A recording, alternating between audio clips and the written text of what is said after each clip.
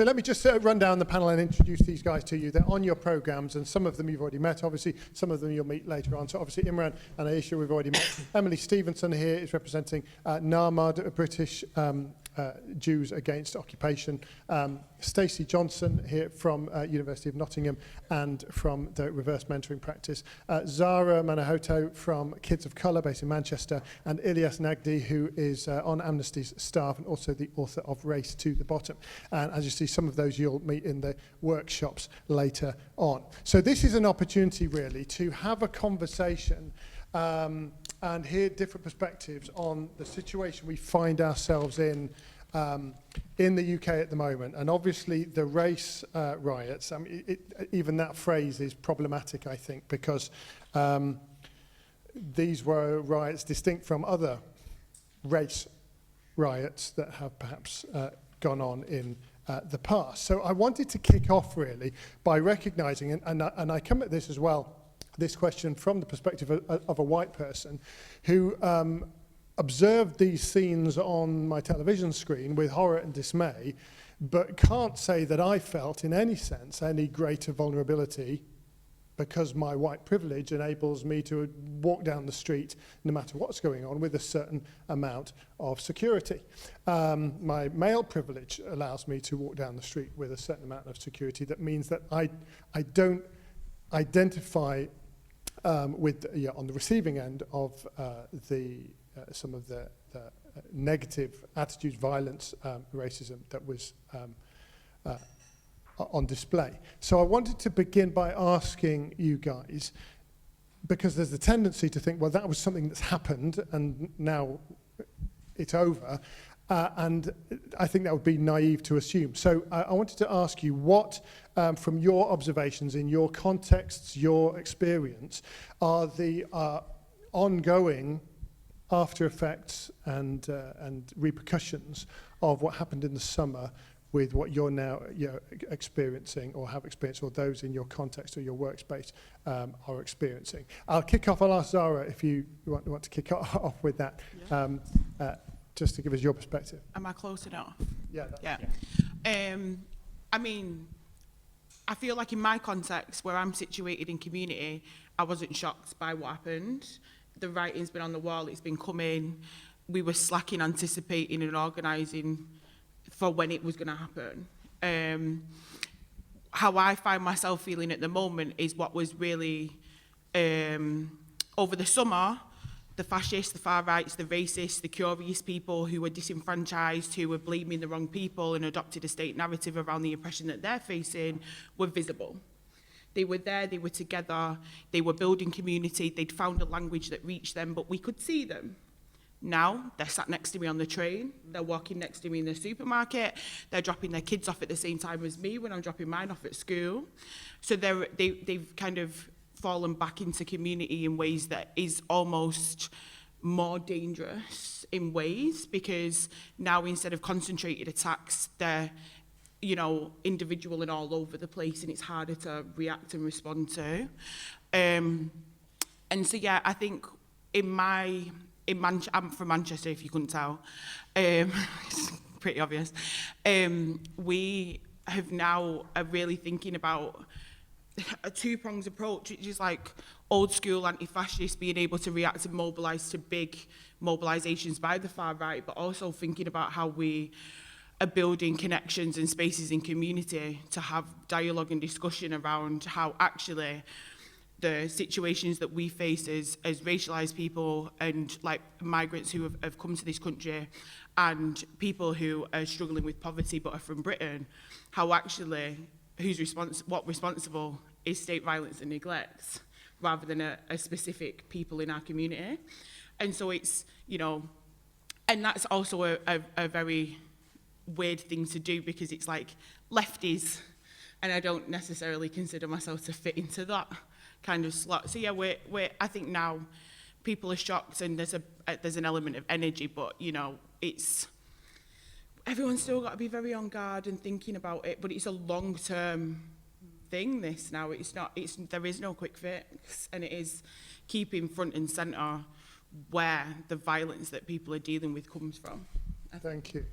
Stacey, do you want to comment on that? By the way, folks, in this discussion, I won't necessarily run every question past every one of you. So if you're kind of chomping at the bit to contribute on a question, feel free to let me know and chip in, because I'm sure there'll be questions from the audience, and there's a few other questions I want to get to. But Stacey, do you want to give your perspective on where we are now in terms of the after effects? I think where we are is where we've always been after, the fourth week after something's happened, right? So the death of George Floyd, 6 weeks later, we've forgotten about it, In the microphone. right? The things that jumped out from me, and I think you were talking about this notion of anti-essentialism, right? So I was experiencing, I was watching on TV, I was saying, I'm not going into Nottingham, I'm fine, I'm black. And then you realize that actually I've got 3 people on my team who are Muslim, and the way I was experiencing it, it wasn't necessarily about only race, it was about Islamophobia, right? But it was also not only about Islamophobia, because I'm a nurse, I teach student nurses, and Filipino nurses had objects thrown at them as they were going into hospitals to care for the same people that were rioting, right? So it made me really think about essentialism. It's a big blob of bameness. We're all one big blob of racially minoritized people. But we are actually absolutely experiencing different sort of intersectionalities and different layers. I'm black, but not visibly Muslim. I'm not hijabi. I'm Christian, so I was kind of okay.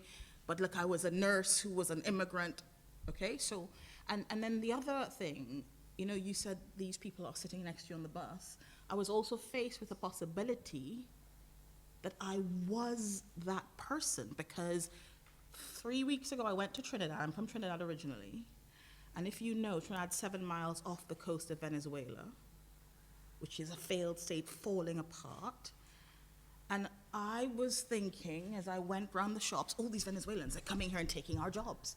And I had to pull myself together. So it's not even just that they're sitting next to us on the bus, but we have to keep thinking, what part of how are we contributing? Because you remember, again, when the narrative is these people are bad, the oppressed communities, we begin to believe and internalize that.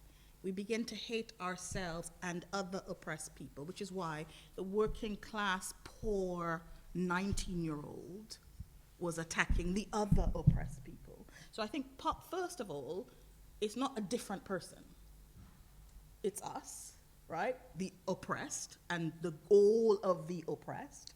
And for me, it is that thing then about dialogue from that position, right? Which is, we all have a bit of extremism in us, and we have to be aware and start the dialogue. Like when you said earlier on, I offered to feed that woman's child, right? So for me, it's not out there, it's the person on the bus next to you, but also thinking about actually where are we, oppressed communities, also contributing, and maybe feeding some of that, and then opening up this dialogue. Okay, thank you very much.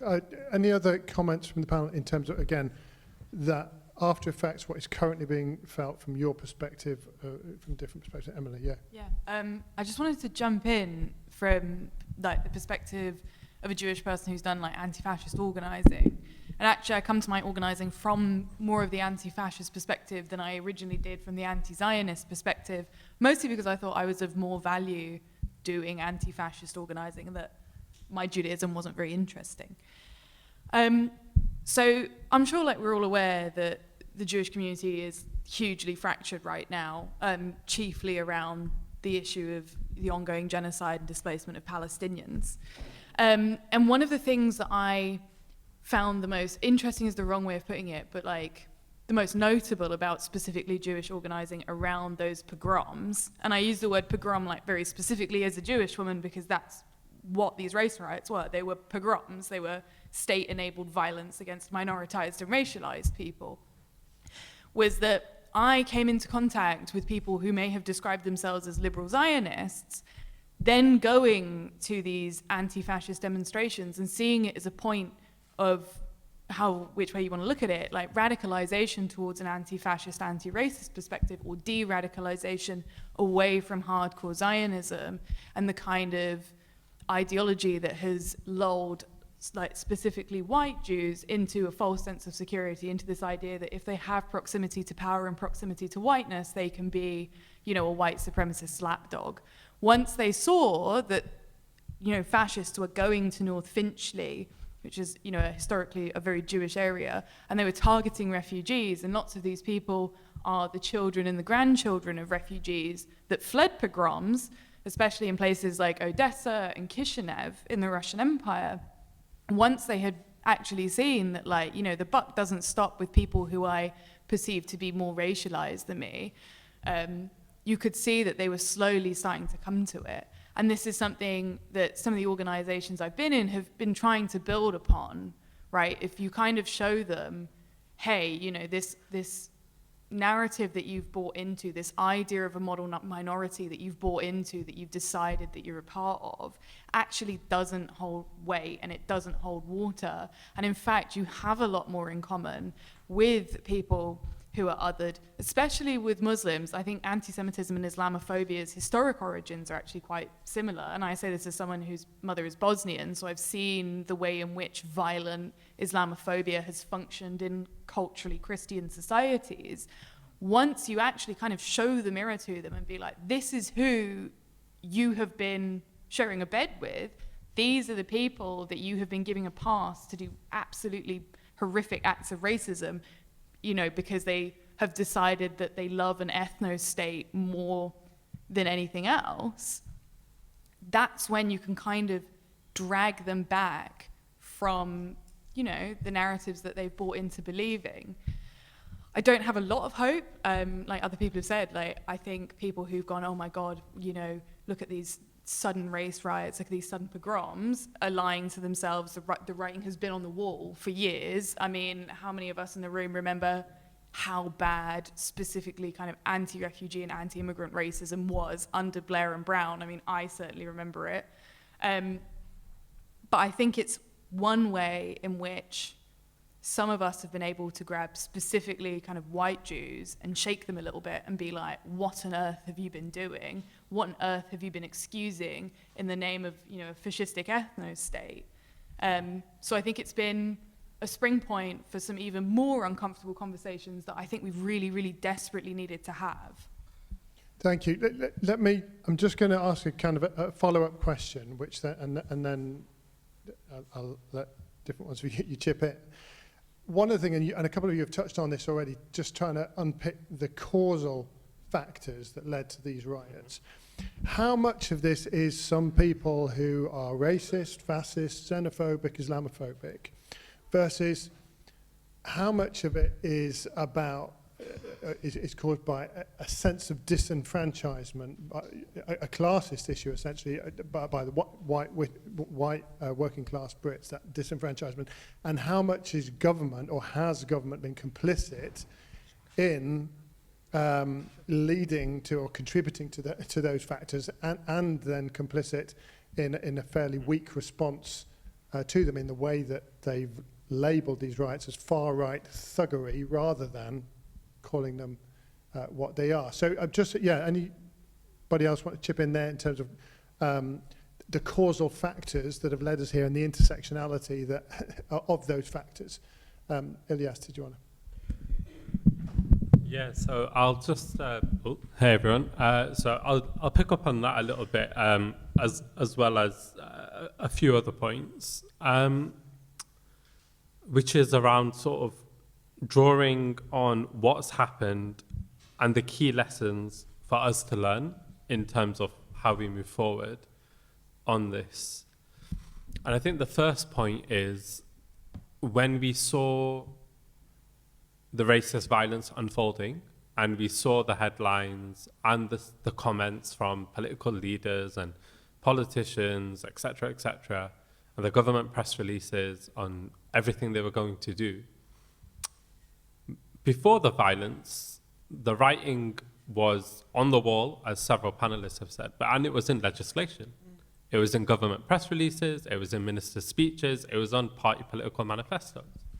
Anti-migrant, anti-refugee, anti-asylum seeker policies in this country, Everyone's aware of the sort of hostile environment policies, but we're going all the way back to Immigration Act in 1981. We're going all the way back to, as the own Home Office's own suppressed report revealed this week, every piece of policy legislation from 1950 to 1983 sought to reduce the numbers of black people with black and brown skin living and working in the UK.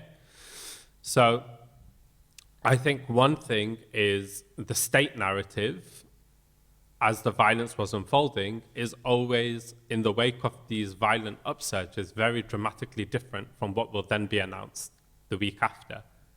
Once the shards are cleared off the street, it's business as normal, right? And so the first lesson for us is we have to put the onus of the narrative and what placed the coals in the fire from state policy and turn that back there. The second is the lessons we can draw in terms of how much this violence was also an indictment of just some of the policies we've been hearing about today, right? Prevent Now has existed for 20 years. If it was at all functional in any of the iterations it has existed in, then what can we say about the number of teenagers out on the street? If we are supposedly embedding British values of tolerance and equality in schools, and that's what Prevent exists to do, as the government says, then what did the events of the summer show about that? So 20 years of Prevent, decades of community policing, decades of